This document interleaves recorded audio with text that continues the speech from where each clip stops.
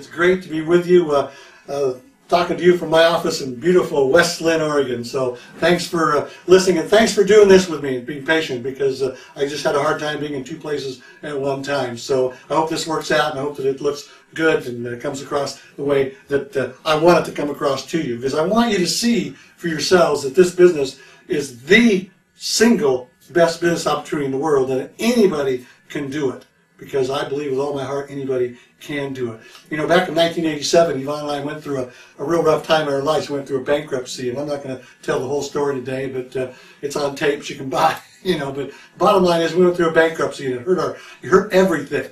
But what really hurt was self-image. It hurt confidence. It hurt all those things, and so we had to rebuild our life. You know, so a couple things went on. 1987, the bankruptcy, moved back home with mom and dad, did a lot of things that honestly weren't very comfortable. We didn't want to do. It was very, very uncomfortable times. But sometimes you got to do whatever it takes. Remember, WIT, whatever it takes. And we did at that time in our life whatever it took. And so we lived there for just about 2 years actually. And when we were looking for something, you know, we went through some stressful times, of course, and you know, it's so hard to explain now. 14 years later, it just seems so oblivious to me of the past. But it was so eventful because of how it made me look at the future and where we are today. Because at some point in that time period, something in me snapped. And I know that it was after a long period of time in January of 1990, I hit the wall, so to speak, with some stress problems. The doctors ordered me to go to bed and stay in bed for 8 months. And so that was pretty tough for a wound-up, high-strung guy like me to just lay around and do absolutely nothing. That was fairly difficult for me to do. But Yvonne got 3 jobs, and she was working really, really hard, and I wasn't doing anything but laying there. And in August of 1990, I said, I'm done. I'm absolutely finished. I'm sick of this crap. I'm up. I'm out of here. We're going to make a change. I'm so tired of being broke. I'm so tired of my wife working 3 jobs. I'm tired of this happening. We got to get out of this mess. And so in September of 1990, what happened then basically was, actually later in August, I got down on my knees one night and I said my prayers. And I said, you know what, Heavenly Father, send me something. I don't care what it is. Send me something to make a change in our life for the better. I'll do it. You just send it. And 2 weeks later to the day, the phone rang. And on the other end of that phone was a guy we all know named Dave Johnson. And I never met him in my life. I did not know him.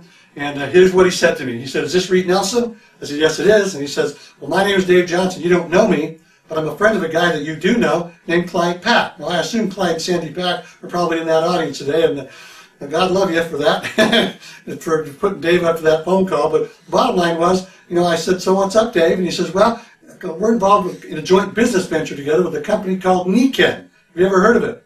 I said, no. What do? And he said, they sell magnet beds. I'll never forget that as long as I live. I went, oh my gosh. I looked at my wife and went, my Viz got a wacko on the phone or something. But it was just so weird. Magnet bed. All these thoughts went through my mind. Nothing like what I've experienced today went through my mind, however. And so I just basically said, Dave, you know, I let him talk for a second or two. I said, Dave, listen, I appreciate the call. Thanks very much. Click. And that was the end of that phone call. It wasn't rude, just excused myself and got off the phone. 2 weeks later, Clyde Pack called me back on the phone. And he literally begged me to look at this thing, and so I said, yes.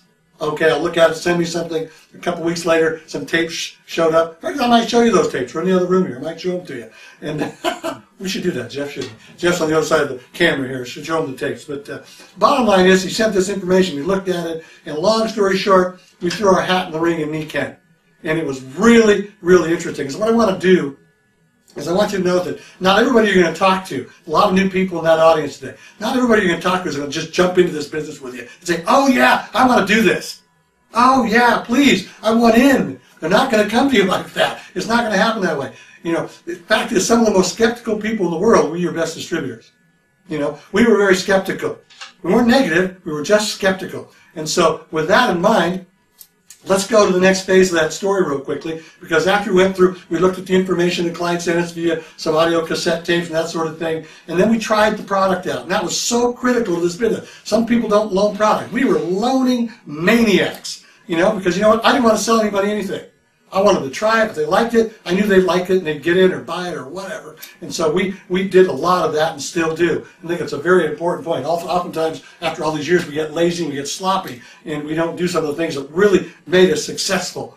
And so that's really, really important. But I want to show you what we did. When we finally made the decision to do this, I want to show you the numbers we actually did, and I want to share with you the sales pitch, if you will, that we gave people.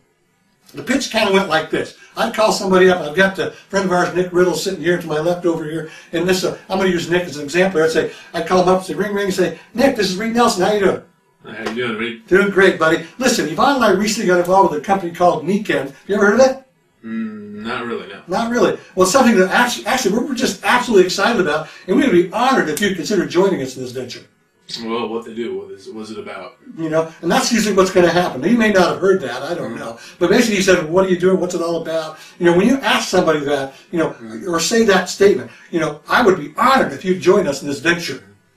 All types of things go up in the air like that. Whoa, what do you mean honored? Whoa, what is that all about? You know, the bottom line, three things generally come back. What are you doing? What are you selling? What's it all about? Something like that comes back. And that's when I say something like this. I'll say, well, you know what? This company markets sleep systems and massage devices and all types of things to help people have less stress in their life. But that's really not what I want to talk to you about. What I want to talk to you about is how do you fit in this business with us. So give me an hour. And notice, I didn't ask for an hour. I said, give me an hour. Give me an hour. First thing we'll do is sit down. We'll talk about the product. Because if you don't like the product, you wouldn't get in anyway, right? There wouldn't be no way. And then we'll talk about the business a little bit. And if after an hour or so you like what you see, we have a lot more to talk about. If you don't like what you see for any reason, that's okay. That's totally fine. Because I still think you're going to want to be a consumer of the finest product I've ever seen in my life. And I close it this way. Fair enough? Because it is fair. It's totally fair. All you're asking them to do is look.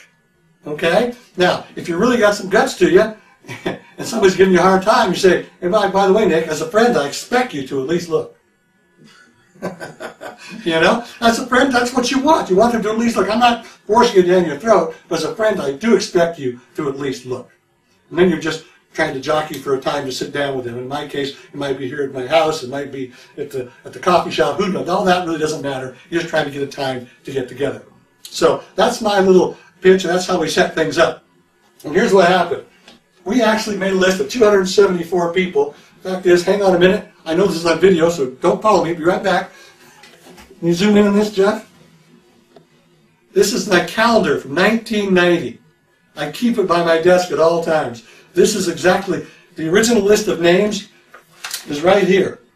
Now you may not be able to see that because it's done in red ink on yellow paper, but there's 274 names on these sheets of paper with their phone numbers. It wasn't overly organized or anything, but I like to show this to people so they can see that it was real. I didn't make this up. It's all right here. It's just, I would say, in yellow and red. And sometimes blue. But that's the original list, and that's the original calendar that we used. Now, we made a list of 274 names, and in the first month, in the month of November of 1990, we contacted 226 of those people in 1 month. And we gave them that same basic pitch with the idea of sitting down with them one-on-one, getting into wellness previews, all the things that you could use to do that with. And out of that 226, 101 said they would look. Okay? That meant we had 125 people say no, right out of the chute. Now, I'm always saying, if you're glutton for punishment, get it over with quick. You know, if you don't like rejection, get it done fast. You don't have to worry about it. Okay? I know people have been in this business 10 years and haven't talked to 226 people yet. Well, we talked to 226 people the first month. 125 wouldn't even talk to us about it, and 101 said they would. Out of this 101, everything happened in that first month. Everything. They had a rollout, so they had a product experience, they had a good explanation of the compensation plan, either in a one-on-one setting or a wellness preview, or what have you. So they pretty much got all the information they needed to make an intelligent decision. And what happened from that 101 was 27 of those people said flat out, no thanks. I want nothing to do with it, I don't want to buy anything, I don't want to do anything. 54 of these people became customers. Customers, retail customers. What a concept for network marketing. Right? What a whole new concept. Most network marketing companies, you know, you get in to be your own best customer and just sponsor Joe Blow, and everybody consumes their way to success somehow. Well, we had 54 legitimate retail customers. The fact is, we made over $2,000 net profit from those customers in the first month, just because they didn't want to get in, but they saw value in the product. Very, very important. And then 20 became what we call today wellness consultants. So out of the 100, well, we had 27 people saying no, 54 customers, 20 wellness consultants. From that whole effort here, we did $189,000 in volume, and our first wholesale check was $22,500. We were excited. We were excited out of our minds. That was so unbelievable. It was just crazy. The fact is, I told Yvonne, well, you can quit your job now. She said, listen, guy, that was 1 month. Don't get so excited. That's one time. Let's see if you can do it again. Well, the next month, we went back to this. We were still following up with people doing things. We went back to this group, and 3 more people got in. So by the end of the second month, we had actually added 3 more to this one. So we had 23 people sponsored. And by the way, out of this first 20, we became silvers, and 3 of our people went silver. So we were gold in that first month. The next month, we sponsored 3 more, and 3 more people went silver. So we were platinums by the end of the second month. And in those days, they had a car program that they said, you know, once you go platinum, we'll give you $20,000 in cash, or you can take the $20,000 and put it towards a car. And you can just buy the car, and you get the pink slip on it, own it, whatever you want.